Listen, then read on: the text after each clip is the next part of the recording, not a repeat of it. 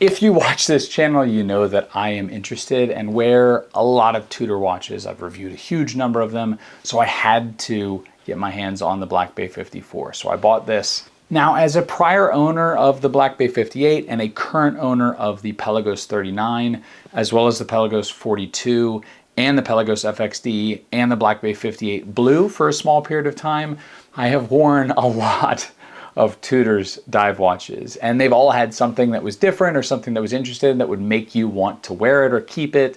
And this one, I think, has an interesting angle at it. One that I find interesting that it's popular, but we'll get into that. Stick around till the end of the video. I'm going to show you a side-by-side of different Rolex watches from 36 to 40 millimeters so you can see how it fits in the picture. Do me a favor, please, and subscribe. I'm almost at 10,000 subscribers, so do me a favor, give me a boost, and get me there if you can. It's much appreciated. First, the Black Bay 54. I'm sure if you're watching this, you've watched other content about it. You already know what it is and why it exists. It's essentially a slimmed down version. It's both slimmer, it's smaller, and they got rid of the red on the bezel, and they changed out the numbers on the outside of the indices so that it didn't have those gradations between basically 0 and 15 on the Black Bay 58, and they called it a new watch. Now, granted, that has a lot of historical significance only because in 1954, when the prototype of the Tudor Submariner was tested, it looked essentially like this, and that is obviously part of history, so it makes sense that they would basically replicate the exact same watch in today's standards. What I find admirable about that is they actually kept the same case size. A 37 millimeter dive watch is not popular, or at least up until this year, it was not popular. If you go on eBay and you want to buy an Omega Seamaster, for example, the standard size for those is typically 42 these days. There used to be 40 millimeter variants. There also used to be 36 millimeter variants, which Prince William is famous for wearing one that his mother gave him, for example. That's a mid-sized dive watch, but those are not popular. Most people say it's too small, you know, it needs to be bigger, especially for a dive watch. You know, I have a 36 millimeter Explorer. I wear that, and most people wear 36 millimeter Rolex watches. But for dive watches, mid-size has always been kind of a thing that no one's really worn. And then this came out and everyone thought, oh, well, yeah, that makes sense. It's historic. So what I find interesting about that is, I don't know if it's because everyone is interested in every new release that Tudor has, or it's because 37 is actually now a size people understand could be worn. Either way, this watch is apparently popular right now. And so, as I said, I had to get my hands on it. As I stated before, the difference between this and the Black Bay 54 that I used to own is very minimal. I mean, the watch itself is different in size, different in scale, and it has a few minor differences I already went over, but the overall effect or feel of it on the wrist is actually quite a bit different, which isn't surprising. Watches are all known by their differentiation in small variations. Rolex has the same watch in like 12 different bezel colors, either with a red hand for GMT or without a red hand in Submariner. Other than that, the watch is essentially identical from one to the next, small variations, and the point is that that sells. And people like minor variations on things that they already love. So in that vein, this is both a minor and a major variation because it's not just a bezel color change, it's actually a smaller profile. What you find visually when you wear this is that you end up paying more attention to the steel of the lugs and of the bracelet, but particularly the lugs rather than the watch face itself. It seems almost like there's more of a balance between the bezel and dial and the case architecture itself. When I used to look at the Black Bay 58, or when I look at my Pelagos 39, for example, I tend to notice the dial and the bezel, and that's the main show of the watch. Whereas this one feels like it's almost presenting the whole watch. Because the dial and the bezel are so small, you end up visually paying more attention to the lugs primarily, but also the bracelet that it's on.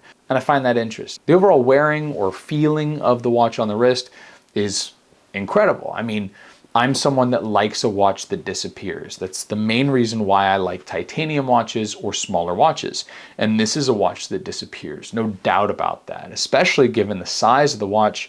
you'll never notice that you're wearing it. If you put this thing on in the morning, by the time you reach, 11 o'clock, you'll have forgotten that you were wearing it because you'll be busy doing something, and that's what I like. I like a watch I forget about. I think a lot of that is due to the fact that, yes, one, it's smaller, and so it has less weight for that reason, but it's also thinner, and it has less weight for that reason as well. The Black Bay 58 is it's not a heavy watch, but it's a watch that has some presence to it. You tend to notice that you're wearing it when you're wearing it.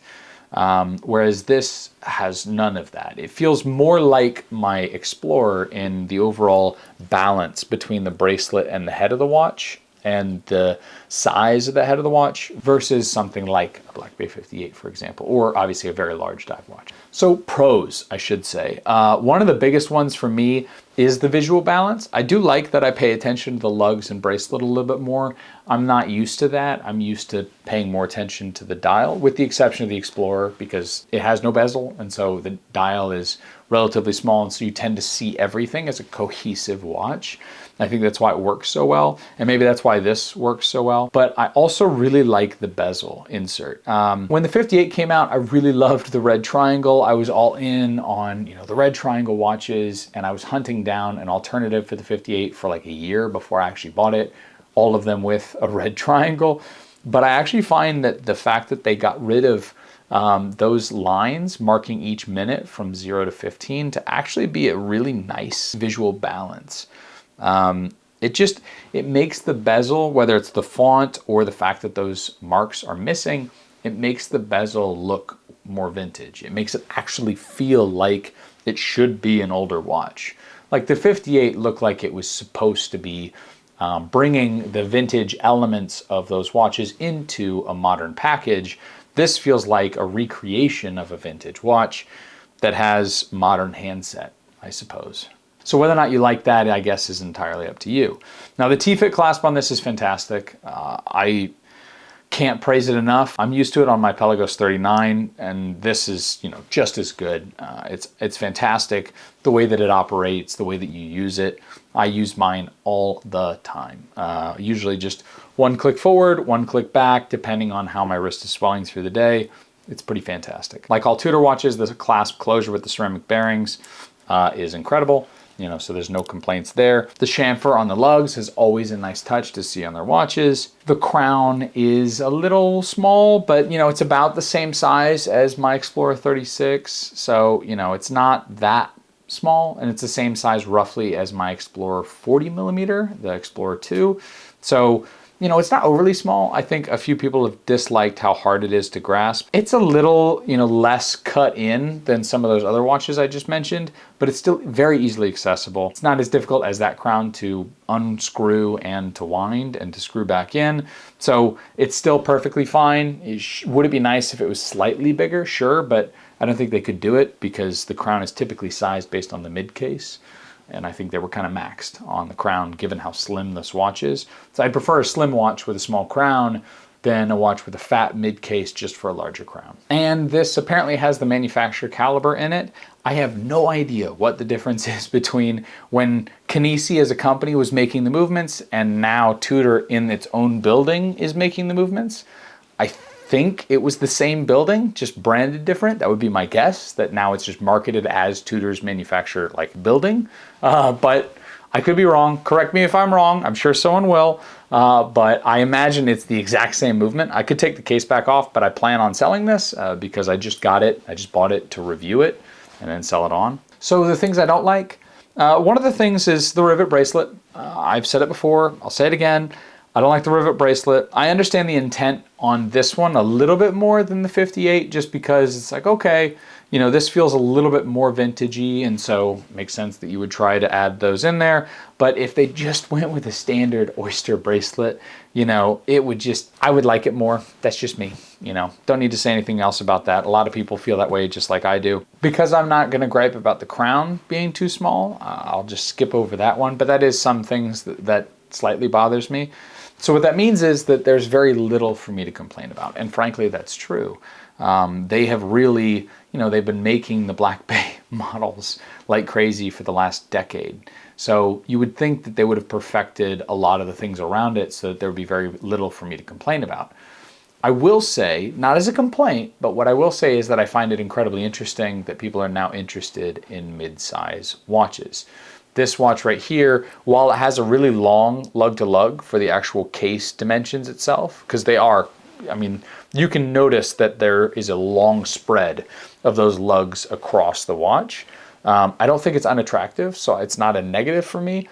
But what I find interesting is that someone might buy this, wear this, and be excited about the new release in the 37 millimeters, but not buy a vintage mid-case 36 millimeter watch. Seamaster, for example, dive watch, that's 36 millimeters. You know, that I guess that's the part I would find interesting. The dial is a little small on this, yeah. I don't think it's effeminate to wear a watch that's 37 millimeters, that's a dive watch.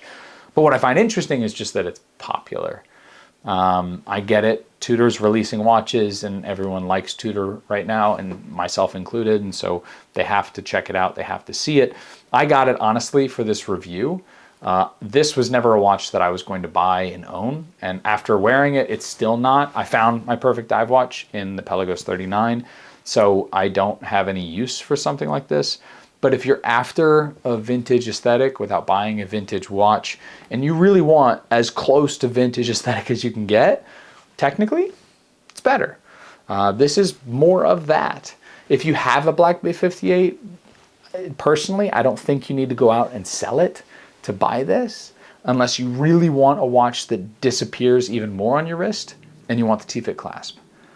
But even then, you know, I'm sure there will be a bracelet that comes out for the 58 that has a T-Fit clasp. It's going in everything. So just wait a little bit. So tune in next week. I'll do that comparison. We'll talk through, if you're looking at Tudor and you want to buy a dive watch, what would you buy between the other, between the two popular watches right now, and why? I'll see you in the next one. Take care.